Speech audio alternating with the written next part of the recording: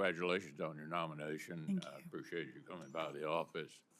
I had a chance to tell you then that Kentucky agriculture is a little different. We have 75,000 farms, but most of them are small. We're also the #1 beef cattle state east of the Mississippi. People don't generally associate Kentucky with that. I want to echo what others here have said about trade. I went over to the trade representative on the floor of the House. We were there for the big speech and introduced myself, and I said, "Do you have anything to do?" And she basically didn't have an answer. It seems to me that trade has sort of become a word for a lot of Americans that implies exportation of jobs. In Kentucky, we think of trade as exportation of products. And it's an extremely important part of what we do. I think both of the candidates in the last election sort of shied away from this issue. As others have said, give us some hope that maybe we can get back in the trade business. We would need Trade Promotion Authority, which we currently don't have. But I'd be interested in your thoughts further about this. Yeah, thank you, Senator McConnell, and it was an honor to be in your office, talk a little bit about Kentucky bourbon and a few other important things. It's the first time I've ever heard, I think, anyone say that President Trump has shied away from anything. I don't specifically have or recall anything specific about him not talking about trade, other than perhaps to your point that our country and especially our ag community is in a tough spot right now with regards to exports and moving our products out.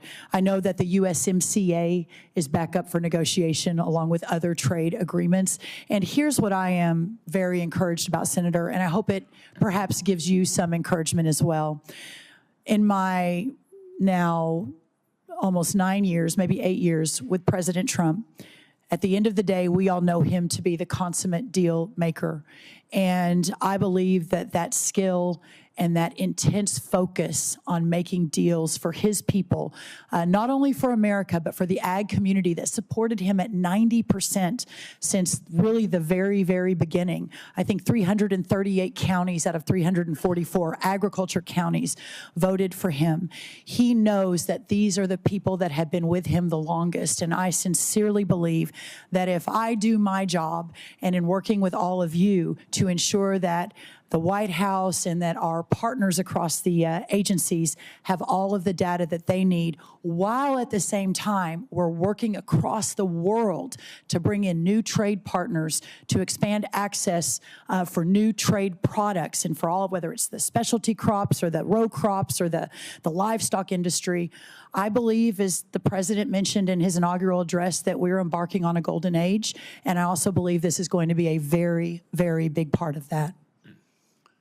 Okay, I want to shift to something Kentucky specific that we discussed in the office. I want to bring it up again. Back in 2020, through the appropriations process, I managed to allocate $65 million for an agricultural research service lab at the Kentucky College of Agriculture. That was 4 or 5 years ago. Nothing's happened yet. So what did happen? Well, there were a number of different regulatory tripwires that got injected into the process.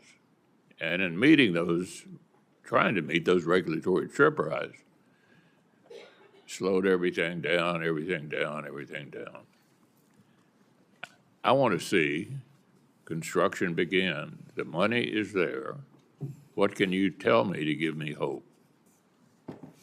We did discuss this, and again, another passion of mine that has been mentioned is my love for Texas A&M and the ag school and the research facilities. I am really excited to get knee deep, waist deep, neck deep in these facilities across the country. And I know we also had discussions with some of the other senators on this committee that they have some similar concerns with some different facilities that they would like to see move a lot more quickly. Senator McConnell, I commit to you that we will immediately begin digging in on what is happening.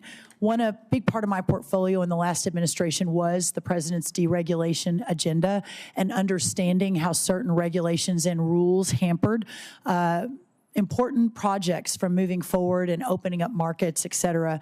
So I actually believe that with the right team in place and with your quick confirmation of some of those undersecretaries, that we'll be able to dig in, figure out what's happening, work with you and others from Kentucky to figure out what's going on and figure out how to move this forward. Finally, I would just say the previous administration was big on regulations across the board. I think they all ought to be looked at in terms of the impact on the economy, and I think that's what the new administration intends to do. Thank you. Thank you, Senator. I agree with that and look forward to working with you and others on that.